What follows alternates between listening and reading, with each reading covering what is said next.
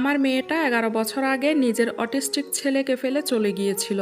তারপর হঠাৎ একদিন ফিরে এলো যখন জানতে পারলো ছেলেটার সম্পদের পরিমাণ ৩২ কোটি টাকারও বেশি। কিন্তু যেই না সে উকিল নিয়ে এসে মায়ের অধিকার দাবি করলো, আমার নাতিটা শান্ত গলায় শুধু বলল, ওনাকে বলতে দিন। সেই মুহূর্তে আমার বুকের ভিতরটা কেঁপে উঠেছিল। আমাদের উকিলটা পর্যন্ত ফ্যাকাশে হয়ে গিয়েছিল। আর আমার মেয়ে, সে এমনভাবে হাসছিল যেন মামলা সে জিতেই গেছে। আমার নাম রওশনারা। গত ১১ বছর ধরে আমি আমার নাতি আরিয়ানকে একাই মানুষ করেছি। আমার মেয়ে মেহেরিন এক ভোরবেলায় ওকে আমার ঘরের দরজার সামনে রেখে চলে গিয়েছিল। সাথে ছিল একটা ছোট ব্যাগ, ৩ সেট কাপড় আর একটা কাগজ। সেটা ওর জামার সাথেই সেফটি পিন দিয়ে আটকানো ছিল। সেখানে লেখা ছিল, আমি আর পারছি না মা, তুমি ওকে সামলাও।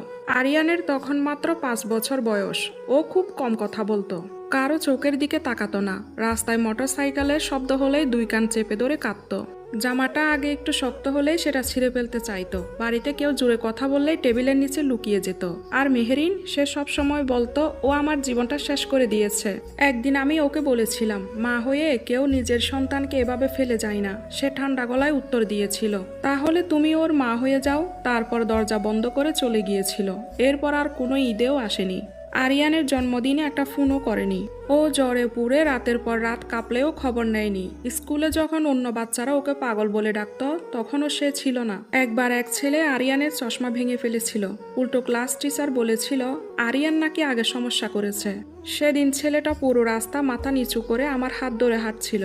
আমি বুঝেছিলাম তার ছোট্ট বুকের ভিতরে কত বড় একটা ঝড় বয়ে যাচ্ছে। কিন্তু আমি ছিলাম, সব সময় ছিলাম। সকালে বাসার সামনে পিঠা বিক্রি করতাম, বিকালে মানুষের বাসায় গিয়ে কাপড় ধুতাম। শিখে গিয়েছিলাম কিভাবে জামার ট্যাগ কেটে দিতে হয়, ভাত আর তরকারি আলাদা করে প্লেটে সাজাতে হয় যাতে একটার সাথে আরেকটা না লাগে, কিভাবে ওর সাথে নিচু গলায় কথা বলতে হয় যখন চারপাশের পৃথিবীটা ওর কাছে খুব ভার হয়ে যেত। আরিয়ান বড় হতে লাগলো, চুপচাপ কিন্তু ভীষণ বুদ্ধিমান। ১৩ বছর বয়সে আমার পুরানো বাটন ফোনটা নিজে নিজে খুলে ঠিক করেছিল। ১৪ বছর বয়সে একটা ফেসবুক পেজ খুলে দিল। সেখানে আমি যে পিঠা বানাতাম সেগুলোর অর্ডার নিত। ২ মাসের মধ্যে আশেপাশের অফিস, কোচিং সেন্টার সব জায়গা থেকে অর্ডার আসতে শুরু করলো। আমি জীবনে প্রথমবার মনে করেছিলাম হয়তো আল্লাহ আমাদের দিকেও তাকিয়েছেন। তারপর ১৬ বছর বয়সে আরিয়ান একটা মোবাইল অ্যাপ বানালো, যেটা অটিস্টিক বাচ্চাদের দৈনন্দিন কাজ গুছিয়ে করতে সাহায্য করত। কথা না বলেও যেন তারা তাদের নিজেদের অনুভূতি বোঝাতে পারে। ঢাকার একটা বড় সফটওয়্যার কোম্পানি সে অ্যাপ কিনে নিল। বাংলাদেশি টাকায় ৩২ কোটি টাকারও বেশি হবে। আমি সংখ্যাটা দেখে কেঁদে ফেলেছিলাম। আর আরিয়ান, সে শুধু চুপচাপ স্ক্রিনের দিকে তাকিয়েছিল। তারপর নিজের হেডফোনটা একটু ঠিক করে আমাকে বলেছিল, নানু, এখন আর তোমাকে মানুষের বাসায় কাপড় ধুতে যেতে হবে না। আমার জীবনে শোনা সবচেয়ে সুন্দর বাক্য